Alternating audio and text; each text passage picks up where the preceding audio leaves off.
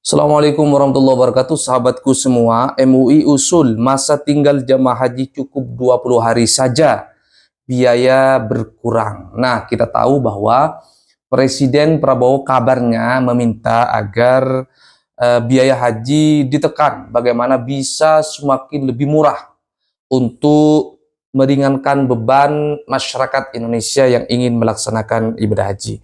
Dan tentunya menjadi PR bagi pemerintah juga bagaimana cara mengurangi antrian yang begitu panjang.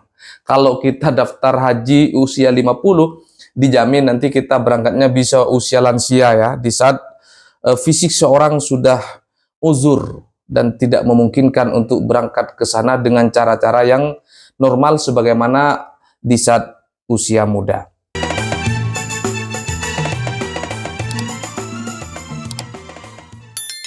Saya baca di statusnya Kiai Khalil Nafis, di sini ditulis pelaksanaan haji itu membutuhkan waktu 6 hari. Nah, dengan sunnahnya mungkin butuh waktu 10 hari di Mekah. Jadi kalau 17 atau 20 hari itu sudah cukup dengan seminggu bagi yang mau ambil sholat arba'in di Madinah. Saya kira itu akan lebih murah biayanya. Kenapa? Semakin panjang durasinya, semakin banyak harus dia membayar hotel, terus kebutuhan makan ya. Bagi jamaah-jamaah ibu-ibu pasti dia lebih lama tinggal di Mekah, lebih banyak menghabiskan uang belanja, kira-kira begitu ya. Oke, lanjut. Rinciannya begini, kata Kiai Khalil Hafiz.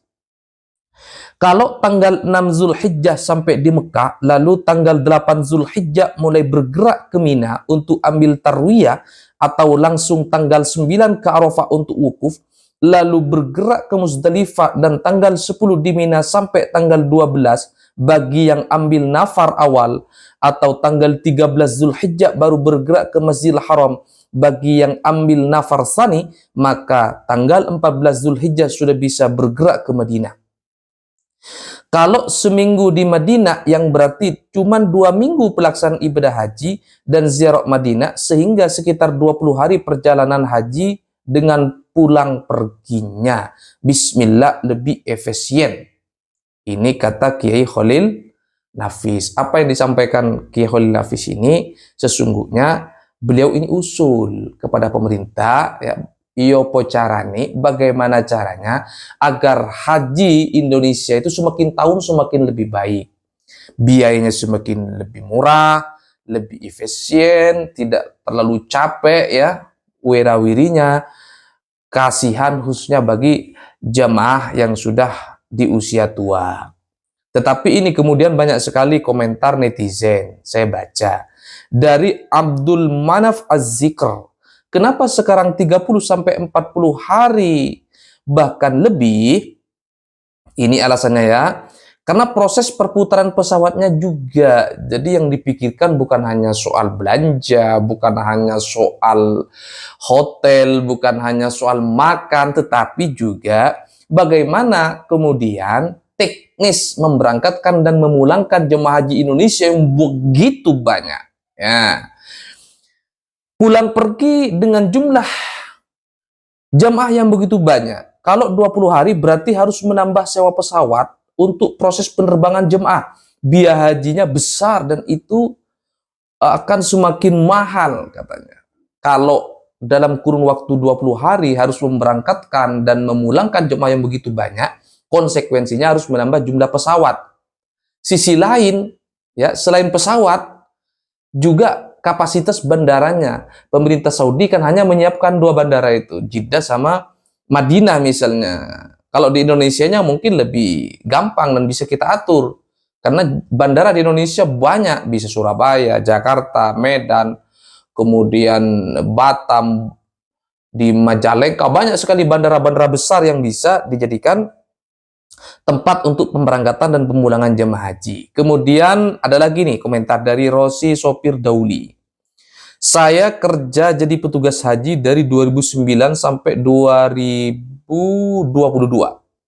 Memindahkan jemaah haji Indonesia itu tidak semudah yang kalian pikir. Jumlah kota haji Indonesia 221.000. kurang lebih 500 kloter. Itu yang reguler saja. Kedatangan gelombang pertama 15 hari, kedatangan gelombang kedua 15 hari, jeda pelaksanaan haji 10 hari. Pemulangan gelombang pertama 15 hari, pemulangan gelombang kedua 15 hari. Total 2 bulan 10 hari. Tiap hari rata-rata 18 sampai 20 kloter kedatangan. Masuk Mekah tiap hari rata-rata 38 sampai 40 kloter dikali 10 bus sama dengan 400 bus. Coba bayangin, antrian bus 400. Coba bayangkan, antrian 400 bus mau masuk satu kawasan, macet besar, bosku. Iya kan? Ada waktu-waktu macet di Mekah yang tidak bisa ditembus oleh bis. Sebetulnya, jadwal itu sudah ditentukan oleh pihak otoritas penerbangan Saudi. Sudah bagus 70 hari perjalanan haji Indonesia. Jadi, apa yang dilakukan hari ini oleh pemerintah Saudi, ya, dengan pemerintah Indonesia sebenarnya sudah bagus, ya.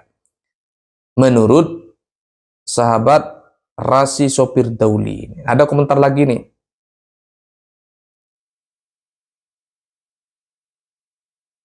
Armada pesawatnya kayaknya menjadi kendala. Iya, sahabat ya. Jadi masih banyak PR yang harus kita selesaikan ya untuk mencapai kemaslahatan yang lebih baik ya bagi jamaah haji Indonesia. Jadi tidak semudah kita berdiskusi ya. Yang pasti pemerintah sudah berjuang keras. Dalam hal ini Kementerian Agama bagaimana mencari solusi-solusi terbaik terhadap suksesi haji dari tahun ke tahun. Jadi kalau kita melihat haji di era tahun 2000-an dibandingkan dengan era sekarang, ya jauh lebih baik lah. Kita bersyukur ya, kita bersyukur tapi tetap harus memberikan ide-ide kreatif. Kita usulkan yang terbaik ya, untuk mencapai kemaslahatan yang lebih banyak bagi jamaah Indonesia. 200.000 jamaah diberangkatkan dalam tempo kurang dari 20 hari, berarti satu hari 10.000 jamaah lebih. Tentu membutuhkan solusi-solusi atau cara-cara yang lebih baik ya. Kemudian dari Mahbib Khairon, gak sesederhana itu Kiai, katanya. Durasi 40 itu bukan karena ibadah hajinya, tapi kompleksitas masalah Indonesia sebagai pengirim jemaah terbesar di dunia dengan 221.000 jemaah, serta keterbatasan pesawat dan slot penerbangan. Mau tidak mau, proses pemberangkatan dan pemulangan tidak bisa sekaligus, mesti bertahap dan bergelombang. Saudi baru menyediakan 2 bandara, Jeddah dan Madinah. Karenanya butuh waktu hingga 30 hari, 15 hari untuk pemberangkatan, 15 hari untuk pemulangan. Negara-negara lain bisa cukup 2-3 minggu karena jamaahnya kecil, gak menghadapi skala dan kompleksitas seperti Indonesia. Jadi teman-teman sekalian, sahabat netizen di seluruh penjuru Nusantara, mengapa jemaah haji Indonesia ini begitu rumit? Jangan lihat Korsel, jangan lihat Thailand, jangan lihat negara-negara yang lain yang jumlah Islamnya, jumlah jemaah hajinya cuma sedikit. Di Indonesia ini sebenarnya problemnya adalah bagaimana kemudian memberangkatkan dan memulangkan jumlah jemaah haji yang begitu banyak. Ya, seandainya jemaah haji Indonesia tidak sebanyak hari ini, ya tentu pemberangkatannya lebih mudah. Bayangkan kita umroh ke Mekah ya, hanya cukup 19 hari sudah bisa. Kenapa? Ya durasinya tidak sebanyak di saat musim haji. Begitu teman-teman ya. Nah ini lagi penting menurut saya nih. Saya baca nih ya. Pendapat dari Wiwit Abu Sofia. Umur rata-rata jemaah haji Indonesia 50 tahunan Kiai. Bahkan di regu saya dari 10 orang ada 3 orang lansia yang tanpa pendamping dan tidak dibawakan kursi roda oleh keluarganya. Alhamdulillah dengan waktu 40 hari masa haji Madinah Mekah, yang lansia ini dapat waktu untuk istirahat recovery ya. Jadi tidak buru-buru dan lari-lari seperti biro jasa umroh. Apalagi untuk yang lansia dapat kita bantu untuk tawaf rukunnya. Setelah kami selesai tawaf rukun. Kalau waktunya pendek mungkin tidak bisa demikian Kiai. Ya, ini ya. Bagus juga masukannya ya.